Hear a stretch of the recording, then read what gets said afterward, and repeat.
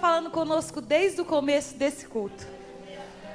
O segredo para a gente vencer é a adoração. A gente vai adorando e a gente vai vencendo em nome de Jesus. Abra a tua Bíblia no livro de Amós. Amós capítulo 9. E no versículo 11. Amós capítulo 9, versículo 11 vai dizer assim: E naquele dia tornarei a levantar a tenda de Davi que caiu. Taparei as suas aberturas e tornarei a levantar as suas ruínas. E a edificarei como nos dias da antiguidade. Quando a gente chega nesse texto, no livro de Amós, um dos profetas menores, não porque era menor se comparado a outro, mas pelo tanto que escreveu. Então ele foi medido por menor pelo tanto de escrito que deixou e não pela importância que ele tinha. Porque diante de Deus ninguém é maior nem menor, porque ele diz que nós vamos ser aperfeiçoados até a estatura de varão perfeito. E chegando nessa medida, ok, a gente nem fica mais aqui nem um minuto, né? Chegou na estatura e diz, opa, vem depressa porque vai saber o que acontece no segundo depois. Então, às vezes a gente, profeta maior, profeta menor, fica meio confuso, mas é só atitude de conhecimento. Então, quando nós fazemos essa leitura, e eu queria falar de um personagem conhecido, e resolvi essa leitura, porque dá para entender algo que Deus, na fidelidade dele, Deus está usando a boca do profeta Amós, para falar de alguém que não está mais no cenário. Quando Amós está dizendo, e naqueles dias tornarei a levantar a tenda de Davi que caiu, você precisa entender, Davi não está mais lá. Davi já morreu há muito tempo. Só que Deus é o Deus que a promessa que Ele faz, ela não morre. O que Ele fala, eu e você pode não estar aqui amanhã, mas aquilo que Ele prometeu para mim e para você, por causa da nossa fidelidade com Ele, Ele vai honrar a palavra que foi dita. Então quando Ele levanta Davi, Ele vai dizer para Davi que não faltaria para Davi descendente. E alguém diz, mas olha, parece que faltou. Nunca faltou para Davi descendente. Tanto que agora Deus está usando o profeta Amós para dizer, e naqueles dias levantarei a tenda de Davi. Só que quando você vai entender a tenda de Davi, vai compreender também que a tenda nunca foi o tabernáculo. E é difícil para a gente entender algumas coisas. Porque quando Deus chama Moisés, você conhece a história e diz, Moisés, vamos tirar o povo do Egito. Deus tira o povo através de Moisés. E no deserto Deus pede a Moisés, vamos construir um tabernáculo. E quando Deus pede para Moisés isso, você lembra, está no deserto. E tudo que Deus precisa para construir o tabernáculo, Ele proveu antes do povo entrar no deserto. Então Ele pede todo o material, aquilo é construído. Só que antes de pôr de pé, Deus vai chamar de novo Moisés, vai dizer, Moisés, deixa eu te mostrar como vai ser o tabernáculo. Por quê? Porque para colocar de pé o que seria feito na terra, tinha que conhecer o que estava de pé no céu. Porque não dá para construir nada na terra se primeiro Deus não revelar como isso é feito no céu. Porque tudo que Deus quer levantar primeiro na terra, acredite, Ele já levantou no céu. Irmã, não estou entendendo. Se Ele disser, vou te levantar, acredite, para Ele você já está de pé, já está glorificando e já está fazendo a vontade dEle. Ele só traz à existência aquilo que Ele já fez na eternidade. Então o tabernáculo, ele é uma coisa bem sistemática, porque são 3 partes de um lugar que constrói um único templo. Então vem lá desde o santo do santo, passando pelo santo e chegando até o átrio, e com os seus muros, suas peles, suas tábuas e toda a indumentária. Esse é o tabernáculo. Só que esse tabernáculo, ele vai ficar monta, desmonta, enquanto o povo peregrina. E Deus é que decidia a hora que o tabernáculo está de pé e a hora que ele está desmontado. Uma coisa é certa, montado ou desmontado, a presença de Deus ia com o povo, no meio do povo. Ainda que não tivesse a Naçu e Andarabaia. Podia não ter cortina, mas tinha presença. Podia não ter pau, Anacu e Andarabacera. Podia não ter tábua de pé, mas tinha presença. Porque ele estava querendo dizer para o povo, eu preciso ensinar uma coisa para vocês. Vai ter dia que não vai ter parede, mas eu ainda vou garantir a presença. Vai ter dia, Anaia Serebadacera. Como aquele povo ficou impregnado com a coisa coisa que eu preciso ver pelos 430 anos de Egito, do qual eles tinham que ver, porque os ídolos eram vistos. Deus precisava mostrar para eles uma coisa: se vocês estiverem me vendo, eu estou lá, mas se você não estiver me vendo, eu ainda estou lá. Então Deus começou a usar a nuvem, usar o fogo e usar outras coisas para ensinar para o povo: você não precisa me ver, você precisa crer, porque independente da tua visão, uma coisa é certa: não há lugar aonde eu não esteja. Se você subir lá, eu estou; se você descer lá, eu estou; e se mergulhar no mais profundo mar, ali eu também estou. Mas Deus precisava ensinar ao povo aquilo que o Egito ensinou de maneira errada. Mas o Deus que está olhando o tabernáculo nesse processo também está vendo o seguinte: que Davi é um homem entregue. Você conhece a história de Davi. Davi é alguém que, quando você vai vendo a sua trajetória, desde de quando a Bíblia começa a mencionar seu nome, note que nunca Davi, foi mencionado antes que não fosse no momento em que o Samuel chega na casa de Jessé e vai ungir ao rei. Até aquele momento você não ouve o nome de Davi. Você escuta o nome de Davi quando Jessé diz: ainda tem um filho. Porque não importa se alguém escutou ou não escutou seu nome, a hora que Deus te chamar, ninguém te tira mais da história. A hora que Deus disser o teu nome, ninguém tira mais você da história. Mas enquanto Davi não era conhecido pelo nome, ele já era conhecido de Deus. E isso é outra coisa que a gente precisa entender. Porque lá nas malhadas, enquanto anônimo, o povo não conhecia, mas o Deus conhecia. O que Davi fazia no secreto subia ao céu de maneira tão que Deus começou a olhar para o Davi e dizer: é ele, é ele, é ele. Por quê? Porque se ele tem plateia ou não tem plateia, ele me adora. Com público ou sem público, ele adora. Com vitória ou sem vitória, ele me adora. Com desprezo ou sendo aceito, ele me adora. Porque Davi aprendeu a fazer algo que a gente precisa aprender também. O quê? Independente do que acontece aqui, ele é digno de ser adorado, independente da circunstância. Ei, Davi podia ir para o pasto com as ovelhas e dizer: hoje eu não vou cantar porque os meus irmãos não me receberam em casa. Não. Davi dizia: olha, ainda que aquela mesa não esteja disponível para mim, a dele está aqui comigo. Enquanto eles estão lá, ele está aqui comigo. Oh, aleluia. Aprendeu a Davi a adorar a Deus independente das circunstâncias. E enquanto o Senhor olha para esse Davi, está construindo nele um guerreiro. Porque nós, para se tornar guerreiro, vai ter que aprender a sobreviver às nossas próprias guerras. Porque antes de guerrear grandes guerras, nós vamos ter que vencer as pequenas guerras. E as pequenas guerras são as mais difíceis de ser guerreadas. Porque nas grandes guerras, você tem exército para te ajudar. Nas pequenas guerras, é você e Deus e mais ninguém. Nas pequenas guerras, a decisão é sua: eu vou lutar ou eu vou me entregar.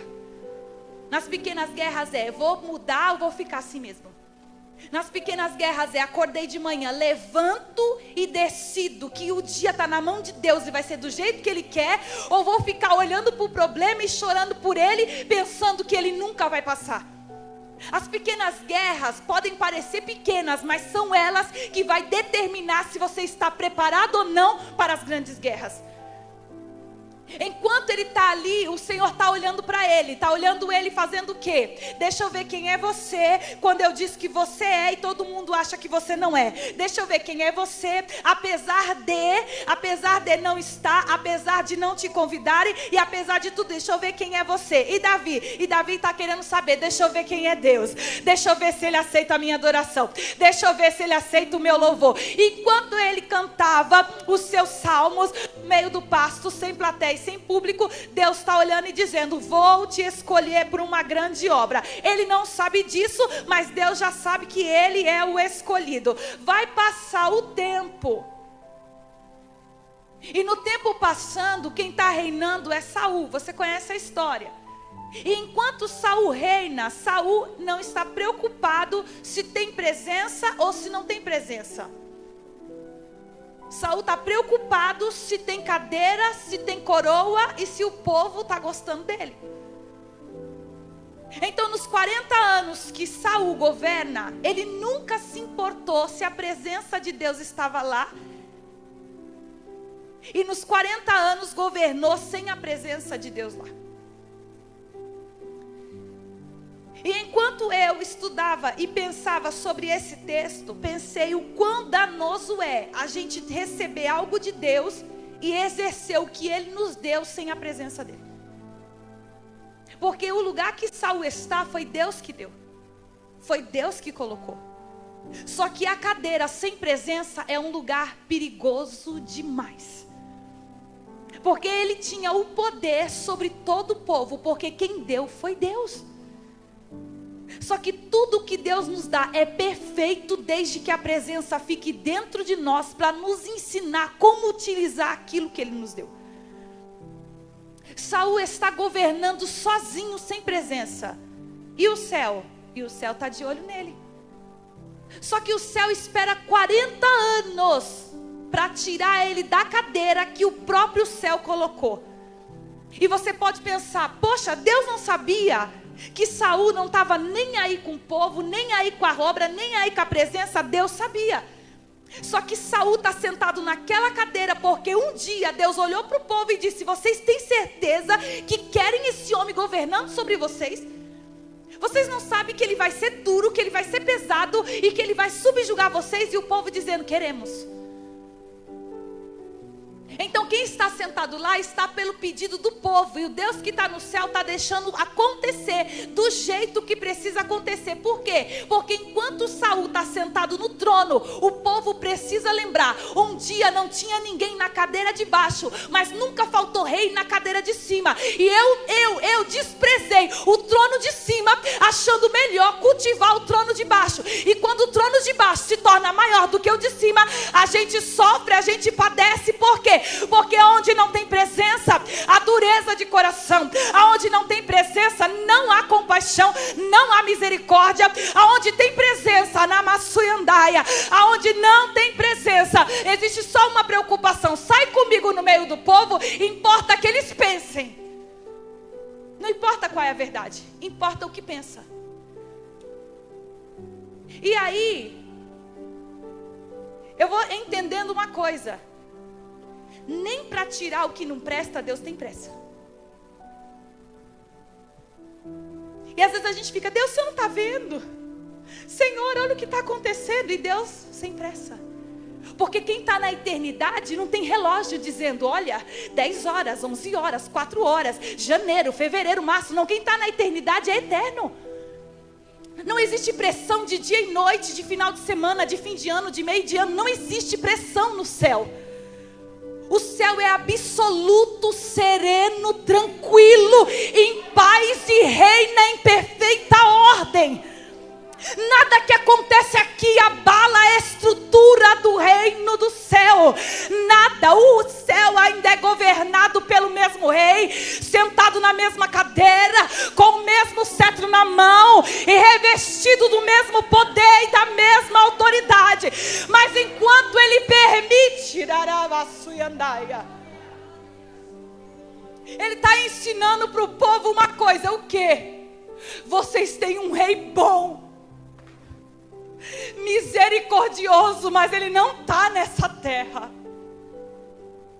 Vocês têm um rei que é piedoso, compassivo, amoroso e que faz tudo, ao ponto que deu filho por causa de vocês, mas ele não é dessa terra.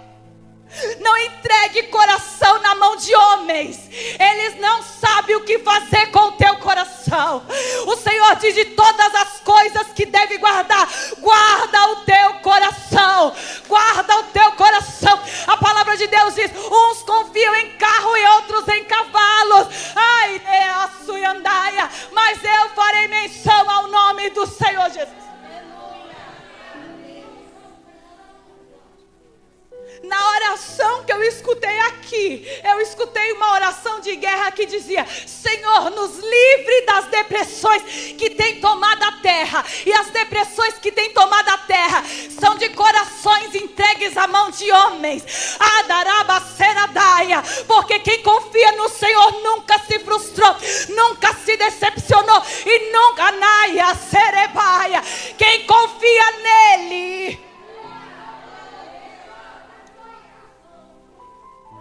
Quando Deus está olhando e vendo o cenário, Deus sabe movimentar as peças na terra. E Ele nunca vai fazer só porque a gente quer. Acredite, Deus é justo. Tudo que alguém faz contra você, um dia Deus vai acertar as contas. Ele vai. Mas esse dia só chega quando você já esqueceu disso. Porque enquanto você estiver ali, Senhor, Senhor, e Ele dizer, não sou teu empregado, eu sou teu Deus. Eu não sou servo, eu sou Deus. Não dá para ser a hora que quer, nem do jeito que quer. Ele está pegando um menino, está treinando ele. Está mandando o urso e leão, está treinando ele. Davi provavelmente tinha uma bolsinha com os rolos que ele escrevia, porque ele sabia, para matar o urso, eu preciso da força que vem de Deus. Mas para conseguir a força dele, eu preciso da adoração que sai de mim. Então enquanto ele adorava ele, Deus fortalecia ele. E ele ia crescendo na presença dele. E aí que enquanto isso, tem um lugar vazio da presença. Tem ouro, tem prata, tem tudo, mas não tem presença. Deus escolhe. Eu prefiro o pasto com Davi do que o palácio com Saul. Eu prefiro as malhadas, o relento com Davi do que as cobertas egípcias de Saul. Porque para Deus pouco importa. Não há nada na terra que chame a atenção de Deus. Todo ouro é dele, toda prata é dele, toda pedra preciosa é dele. Não tem nada aqui que...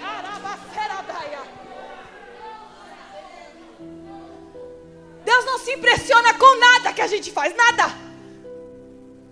Pode trocar de carro 20 vezes no ano, para Deus isso é nada. Ele tem cavalos e cavaleiros e carruagem de fogo, daia. Mas Deus está olhando e está dizendo, eu vou acertar os negócios, uma hora eu vou acertar os negócios. E que hora que ele faz isso? Quando Davi é autorizado a governar em toda Jerusalém. Só que quando Deus coloca Davi ali, ele sabia de uma coisa. Eu estou voltando para casa.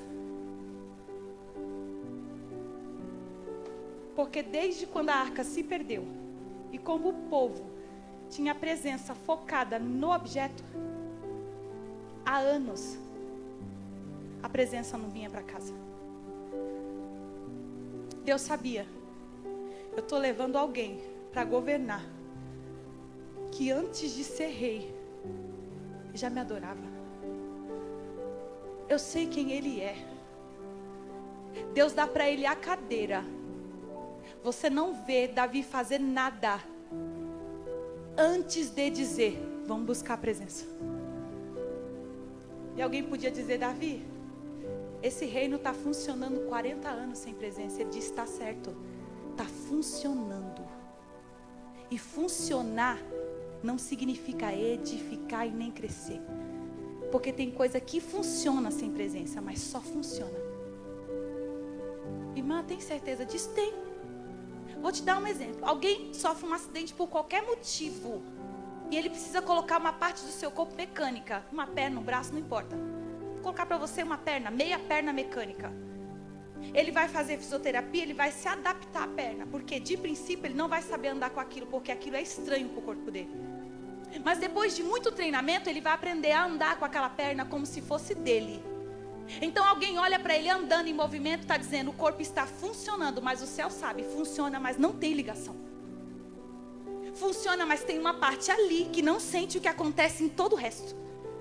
Pior do que isso, tem uma parte ali que é indiferente a todo o resto, e que todo o resto é indiferente a ele. Porque o comando vem da cabeça, e a cabeça estando desligada de uma parte que é mecânica, a cabeça vai comandar todo o corpo, mas tem uma parte que está funcionando, mas não obedecendo. E o céu, de vez em quando, ele tira da gente as coisas que só funcionam, mas que não obedecem ao comando da cabeça. Porque não adianta estar movimentando, mas não ter obediência. E a obediência passa pela cabeça. Não há nada que o seu corpo faça, absolutamente nada, que a sua cabeça não tenha dado um comando antes. Nada. É por isso que Cristo é o cabeça. Ele é o cabeça. E tem um louvor antigo que a gente cantava que dizia: somos corpos assim bem ajustados, totalmente ligados. Só que tem gente que está desligada e não sabe. Só que o dono da casa não quer prótese, sabe por quê? Porque quando o homem falou assim: olha, eu não enxergo, eu não tenho olho. Ele disse: o problema é falta de olho, eu tenho barro, tenho matéria-prima, eu coloco o olho, eu não preciso de nada mecânico. No meu corpo quem restaura sou eu, quem projeta sou eu, quem faz crescer sou eu. Irmã, mas uma perna amputada não pode voltar a crescer. Para mim, para você não pode, mas para quem criou a perna e o corpo, ele pode. Todas as coisas, oh aleluia. E aí quando ele traz o Davi para o cenário, e o Davi diz: vamos buscar a arca. Eu não vou me ater aos detalhes de que ele foi com os jovens e trouxe da fama errada e houve morte, porque não é aí que eu quero me ater. Mas quando ele vai buscar a arca da forma certa, que é com os levitas, porque os sacerdotes disseram para ele: Davi, só os levitas podem carregar a arca. Davi vai então fazer do jeito certo. E como eu amo muito o tabernáculo, quem me conhece de perto sabe que eu amo o tabernáculo. A arca era um instrumento de mais ou menos 1 metro de altura. Então, para carregar aquela arca precisava de pelo menos 4 homens. E dos 4 homens que iriam carregar, tinha que ter algo em comum entre todos eles: a estatura. Porque a arca não podia ser carregada pêndula. Ela tinha que ser carregada de forma correta. E para ser de forma correta, tinha que ter a mesma altura. Irmã, mas como vai fazer para ter a mesma altura? Deixa eu te dizer uma coisa. Lá atrás, antes de dizer você é sacerdote, ele já passava por uma peneira. O sacerdote olhava a altura dele, olhava se ele tinha defeito, olhava tudo. E quando ele via, você pode ser, você entrava e servia. Então Deus já trazia para dentro, passado pela peneira. De quem? Do sacerdote, porque quem peneira é o sacerdote. E colocava ele para dentro. Então quando os 4 levantavam a arca, tinha a mesma altura, andando no mesmo passo, no mesmo ritmo.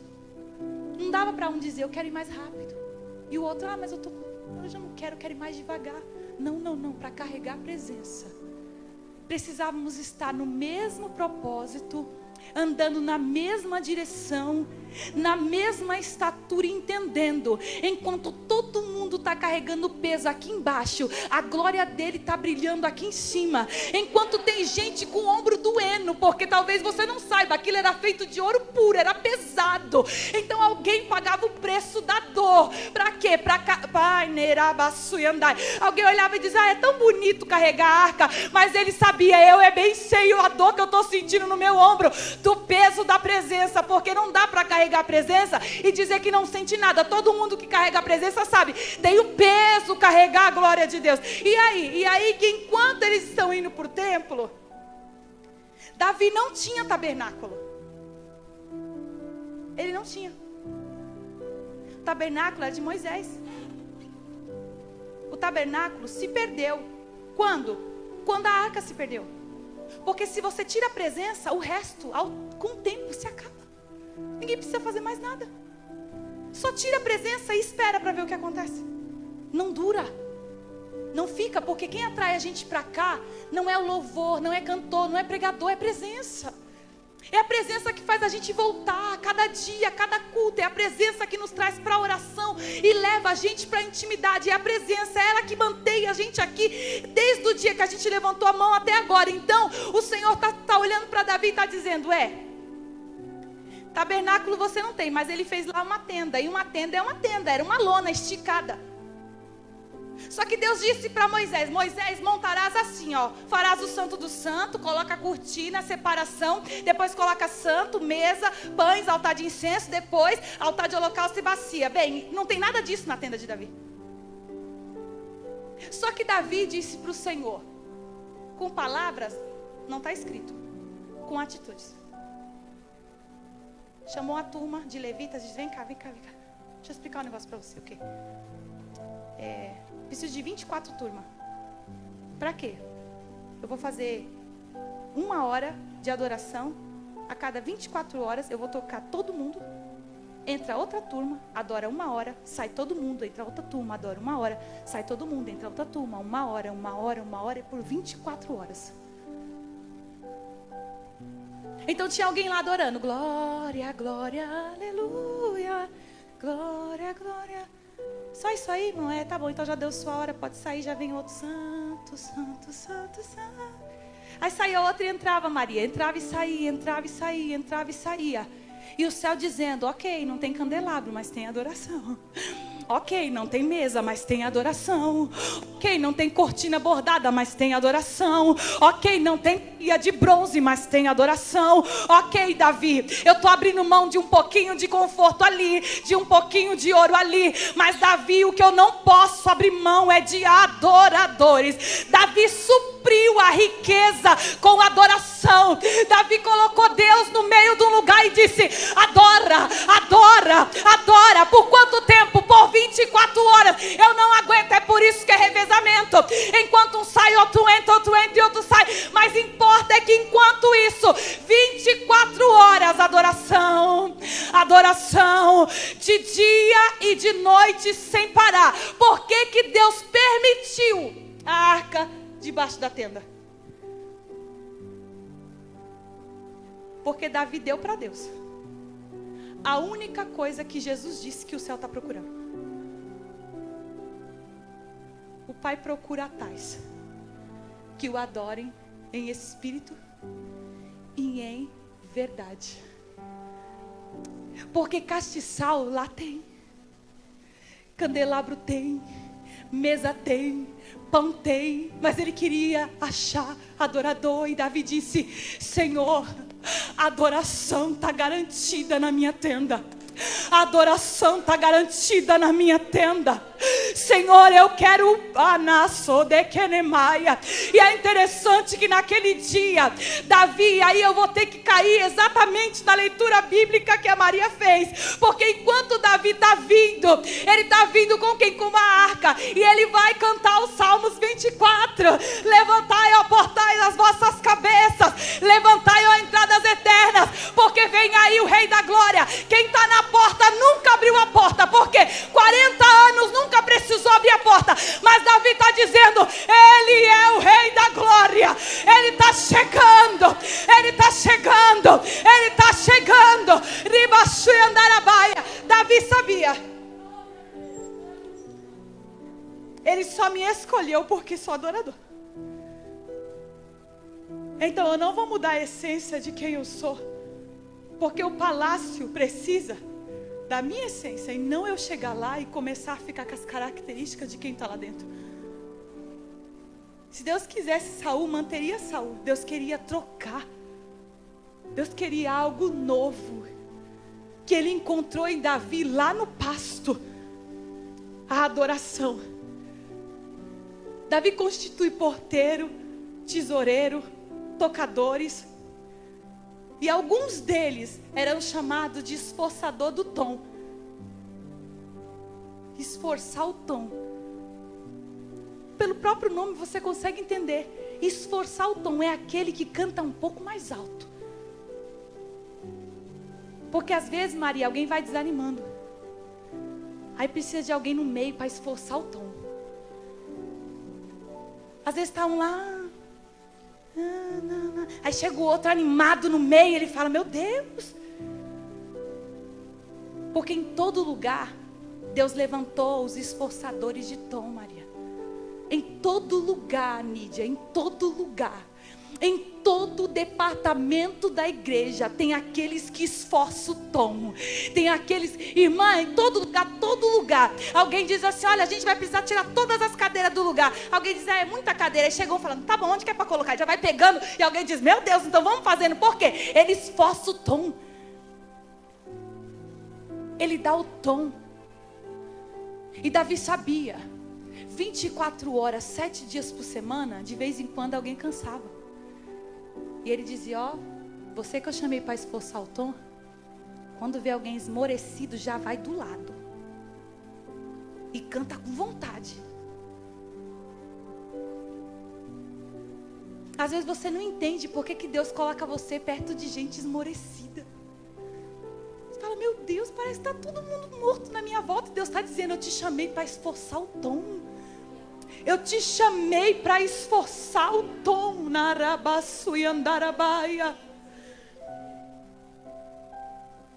Depois dessa tenda, Davi um dia vai estar na sua casa, olhando da sua janela, e ele vai olhar para a tenda, porque a sua casa era linda. E ele olha e fala, meu Deus, a minha casa é linda. E Deus está morando na tenda. Deus diz para Davi, Davi, eu conheci você atrás das malhadas.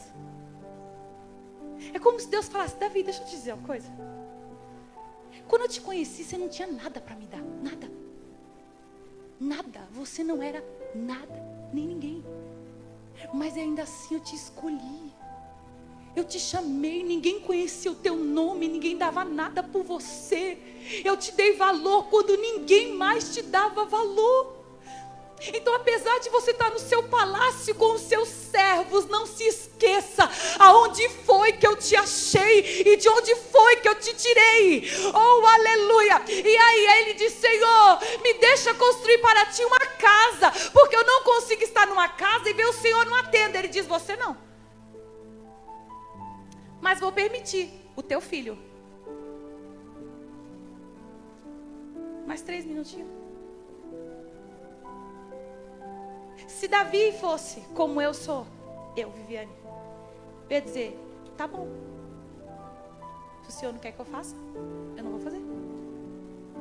Isso é obediência, sim ou não? Davi disse, Senhor, eu não faço.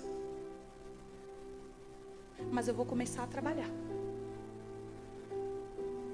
Porque mesmo que eu não esteja mais aqui, eu não me permito não fazer nada para a tua casa aparecer.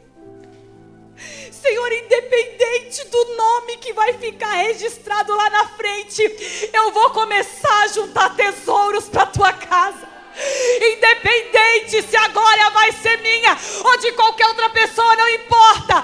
Eu ainda vou trabalhar para a tua casa crescer. Eu ainda vou trabalhar para juntar tesouros para a tua casa. Eu ainda vou dar o meu melhor. Abassuia darabaia. Davi estava como quem dizia, pouco importa o nome de quem vai aparecer. O que importa é uma coisa, eu trabalhei para a tua casa. Eu trabalhei para a tua casa. O templo que Salomão vai erguer com os tesouros de Davi, ainda hoje estimado em valores, seria um projeto trilionário. Não há uma construção na terra com o valor aproximado daquilo que Davi fez. Depois disso, o templo vai ser destruído. Vai ter reconstrução. Neemias reconstrói. Lá na frente, outra reconstrução. Só que a gente vê Deus falando para Amós. Estou nem preocupado com o tempo que Salomão levantou. Saudade mesmo eu estou daquela tenda. Estou nem preocupado se foi toneladas de ouro que usaram. Saudade mesmo eu tenho é quando a adoração não parava diante de mim. E ele vai dizer, naqueles dias levantarei, o que? A tenda. A tenda. A tenda, irmã, não entendi. A tenda. Porque outrora não tinha banco, a tenda. Outrora não tinha ventilador, a tenda. Outrora não tinha ar-condicionado, a tenda. E aí adorava. Ei, deixa eu te dizer uma coisa. E que o céu me esconda nessa hora. A gente aumentou no conforto e diminuiu na adoração. A gente tem mais banco e menos glória, mais ar-condicionado e menos aleluia. Oh, glória, baceredaia, sera. Irmã, por que você está falando isso? Ele está dizendo, e naquele dia levantarei a tenda caída de Davi. A tenda caída de Davi. Ele diz, pode arrancar o ar-condicionado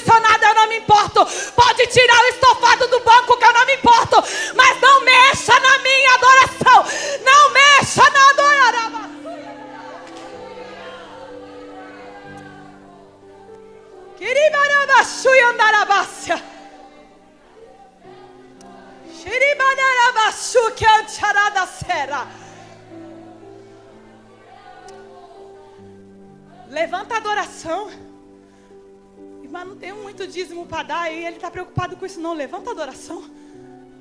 Mas não sei cantar nem dó, nem ré, nem mi. Ele está dizendo, bem, eu não estou atrás das notas. Porque notas aqui em cima, os anjos são excelentes. O que vocês fazem aí é algo que vocês foram ensinados. E olha, não faz tão bem. Aqui em cima é perfeito, não importa. Eu estou buscando a verdadeiros adoradores que me adorem em espírito e em verdade. Em espírito e em verdade. Ele está dizendo, levanta a tua tenda. Levanta a tua tenda. Estabelece lugar de adoração. Estabelece Oramassu e Andarabaia. Eu encerro aqui. Eu encerro aqui. Deixa eu ver se eu consigo achar aqui uma leitura. Meu Deus. Será que eu consigo? Atos 15, 16. Porque às vezes eu que gosto muito de pregar Antigo Testamento, às vezes a gente fica meio... E fala, mas é Antigo Testamento, então Atos 15, 16. Nós vamos encontrar a leitura. E depois disso, voltarei a reedificar. Ele disse e falou de novo. Ele estava endossando no Novo Testamento a frase: mudou o sacerdócio, mudou a lei, mas ele levou para o novo tempo a promessa. E naqueles dias, e naqueles dias, e naqueles dias, e naqueles dias, e naqueles dias, a pergunta que fica é: está faltando o que para você não dar glória a Deus? Está faltando o que na tua vida para que você não possa dar glória a Deus? Irmã, é porque a guerra está travada. Quanto maior a guerra, mais redobro glória. Acredite no que eu estou falando. No glória a Deus, a gente já venceu guerras. É no nome de Jesus, é no sangue de Jesus. E é dando glória a Deus e aleluia. E enquanto você adorar, a tua vitória vai chegar. Enquanto Anaia Serebede Kenemaia sou de Andarada Sera. Que Deus é esse que pega promessas e leva para através do tempo? Que Deus é esse que troca as alianças, mas leva a promessa toda junta para uma nova aliança e diz: olha, esse povo vai entrar através dessa aliança, Davi, mas você ainda entra baseado na mesma história. Adoração, a adoração te leva a romper as alianças, os tempos, Maria. É a adoração que vai fazer a gente romper e entrar lá no milênio. É a adoração que vai fazer a gente romper e viver na eternidade. Porque eu não sei se você sabe, é o único ministério que tem lá. Todo o resto acabou. Posso orar pela sua vida? Se coloca de pé.